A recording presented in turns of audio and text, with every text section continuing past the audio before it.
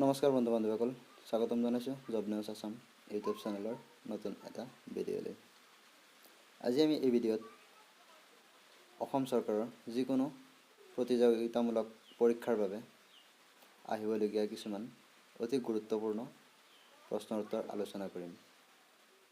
এই ভিডিঅ'টো যদি আপোনালোকৰ ভাল লাগে, ভিডিঅ'টো লাইক কৰিব আৰু চেনেলটো ছাবস্ক্ৰাইব কৰিব। তো আহক আমি দেৰি নকৰাকৈ ভিডিঅ'টো আৰম্ভ কৰোঁ। প্ৰথম প্ৰশ্ন, বেংমৰাত ৰাজধানী পতা মটক ৰাজ্যৰ প্ৰথম শাসক কোন আছিল? উত্তৰ সৰ্বানন্দ সিংহ।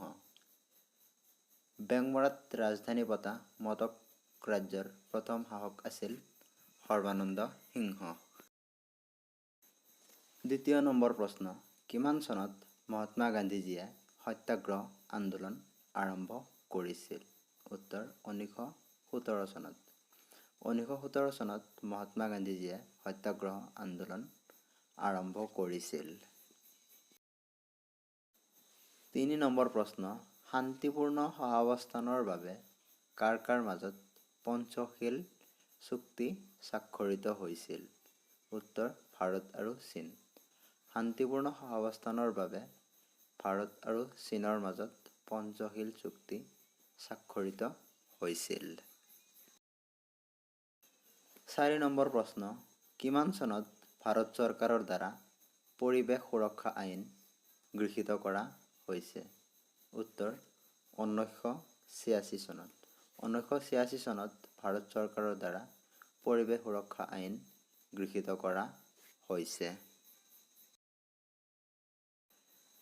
5 নম্বৰ প্ৰশ্ন, চান্দুবি বিল কোন চনত হোৱা ভূমিকম্পৰ ফলত সৃষ্টি হৈছে?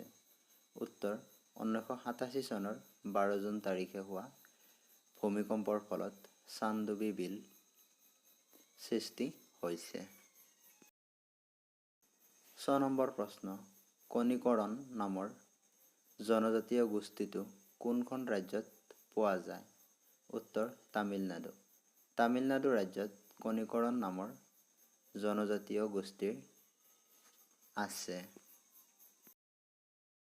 7 নম্বৰ প্ৰশ্ন, 2023 চনৰ ডিচেম্বৰ মাহ অনুযায়ী অসমত কিমানখন বিশ্ব ঐতিহ্য ক্ষেত্ৰ আছে? উত্তৰ 2টা। 2023 চনৰ ডিচেম্বৰ মাহ অনুযায়ী অসমত 2টা ঐতিহ্য ক্ষেত্ৰ আছে। 8 নম্বৰ প্ৰশ্ন, দেশৰ ভিতৰত প্ৰথম কাগজ কল ক'ত স্থাপন কৰা হৈছিল? উত্তৰ চেন্নাই। দেশৰ ভিতৰত প্ৰথম কাগজ কল চেন্নাইত স্থাপন কৰা হৈছিল। 9 নম্বৰ প্ৰশ্ন, চেনি উৎপাদনৰ ক্ষেত্ৰত দেশৰ ভিতৰত কোনখন ৰাজ্য প্ৰথম? উত্তৰ উত্তৰ প্ৰদেশ। চেনি উৎপাদনৰ ক্ষেত্ৰত দেশৰ ভিতৰত উত্তৰ প্ৰদেশৰ স্থান প্ৰথম। 10 নম্বৰ প্ৰশ্ন, দেৱপ্ৰয়াগত ভাগীৰথীৰ সৈতে কোনখন নদী লগ হৈ গংগা নদীৰ সৃষ্টি হৈছে? উত্তৰ অলকানন্দা। দেৱপ্ৰয়াগত ভাৰতীৰ সৈতে অলকানন্দা নদী লগ হৈ গংগা নদীৰ সৃষ্টি হৈছে।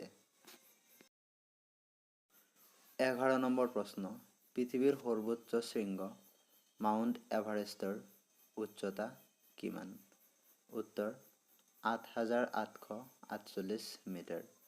পৃথিৱীৰ সৰ্বোচ্চ শৃংগ মাউণ্ট এভাৰেষ্টৰ উচ্চতা হ'ল 8,848 মিটাৰ।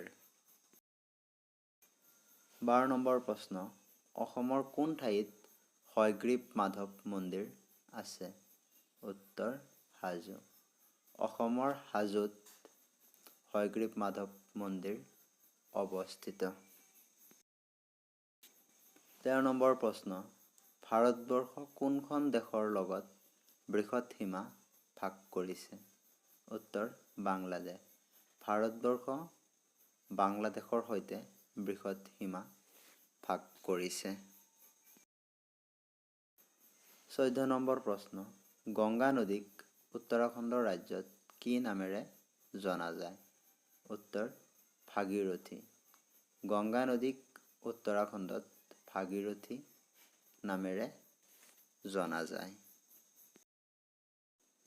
15 নম্বৰ প্ৰশ্ন, অসমত কিমান শতাংশ ভূমি বনাঞ্চলে দখল কৰিছে? উত্তৰ 34.21%।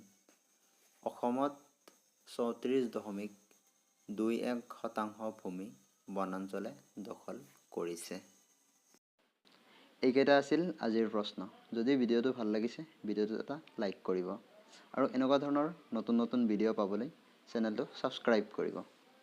আৰু যদি কিবা ভুল হৈছে এই ভিডিঅ'ত কমেণ্ট কৰি শুধৰাই দিব। ভিডিঅ'টো শেষলৈ চোৱাৰ বাবে ধন্যবাদ।